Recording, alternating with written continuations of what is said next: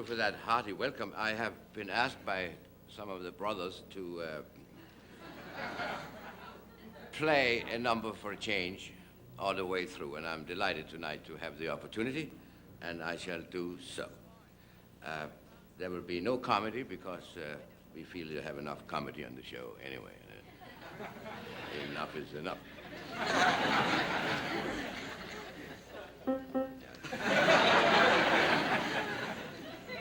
I shall play a song by Mendelssohn. Felix Mendelssohn Bartholdy is his name, or was his name. He's dead now. And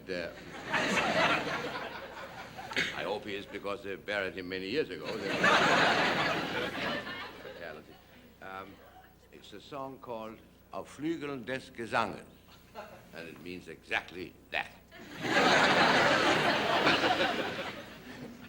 Pardon my back. Pardon my front. But that's the way I'm built.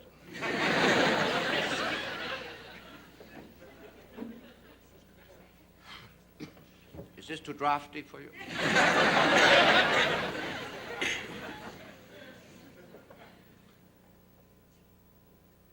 Actually, first I was supposed to have played, I think I'm going to play the second Hungarian Rhapsody by Liszt because there's a little more fire in that, and I think the other one is quite boring, and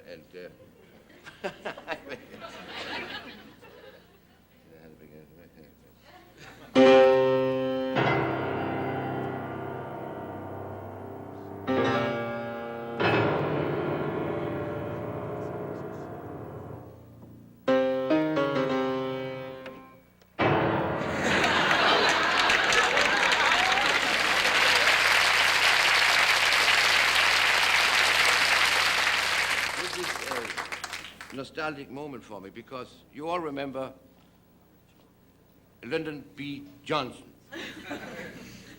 He was former president of the United States. And last time I played this particular song was in Washington, D.C. I gave a concert in the famous concert hall there, the Constitution Hall.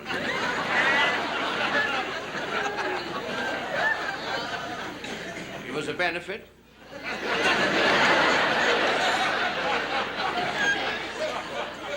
It took place on a Sunday evening in Washington, and that Sunday morning I arrived early in Washington because I was going to have lunch at the White House. And I'm very happy to say that I did have lunch at the White House. I say lunch, I was just munching on some crackers as I followed the guide around, and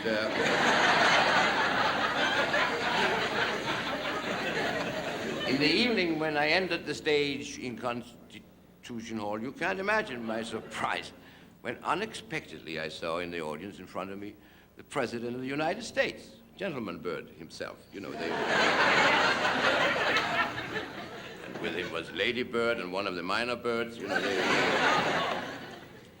And they sat in the box. The lid was off, of course, so I could see them.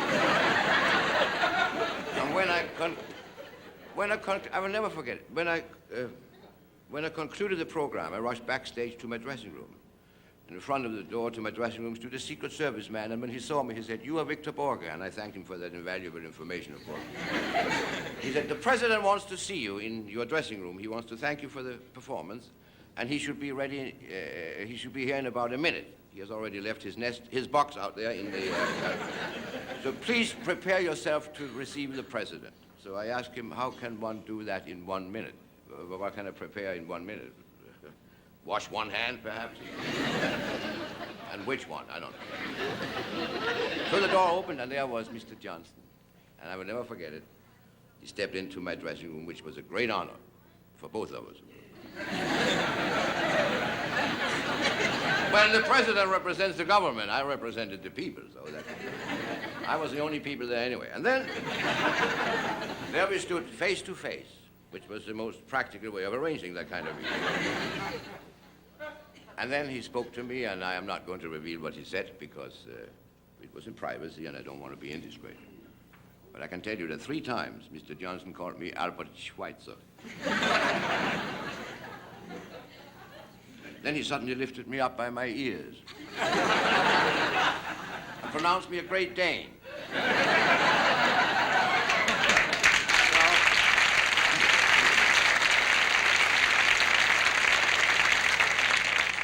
So there I was, hanging around for a little while, and then the president said, now you do something. So I bit him.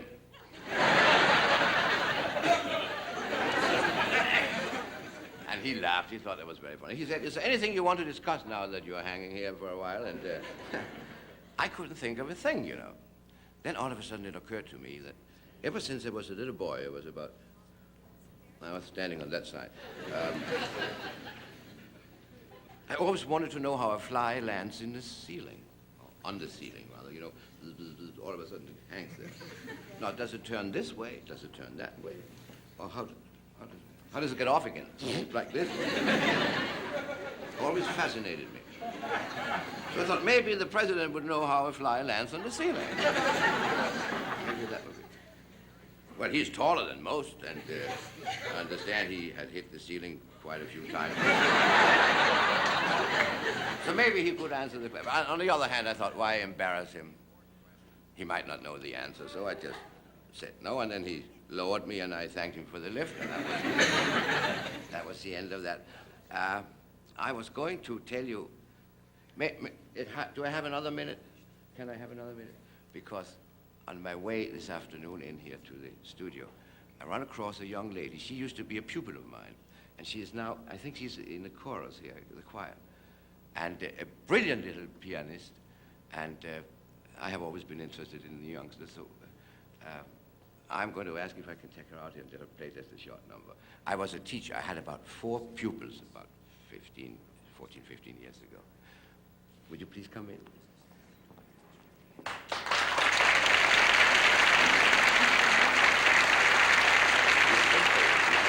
You don't mind playing the number? You in the choir? Yes. What's your name? Doris. Yes, that's what I thought. I just wanted to check you. Yeah. Yeah, sit down, because otherwise, see, there are 3 pedals, don't mind. The one in the middle is there to separate the 2 others. The Blue Danube, please.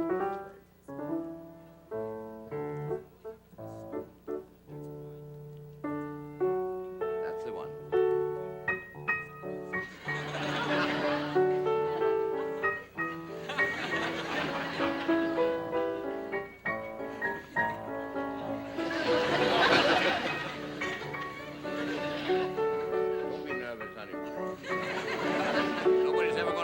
Play again. Play the second part. Da da da da da da da da da. You know. Yeah, that's very nervous. She has never played it. Now again.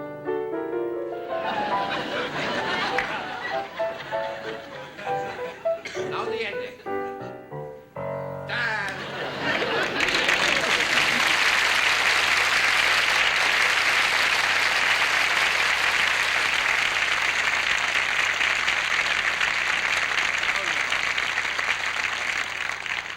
I told her she was going to go far.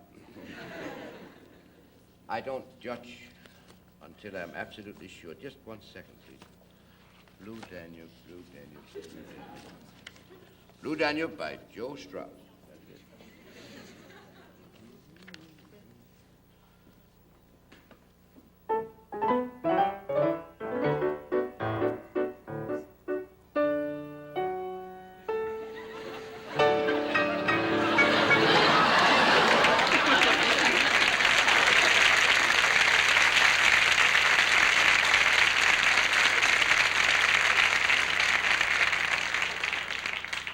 She's right.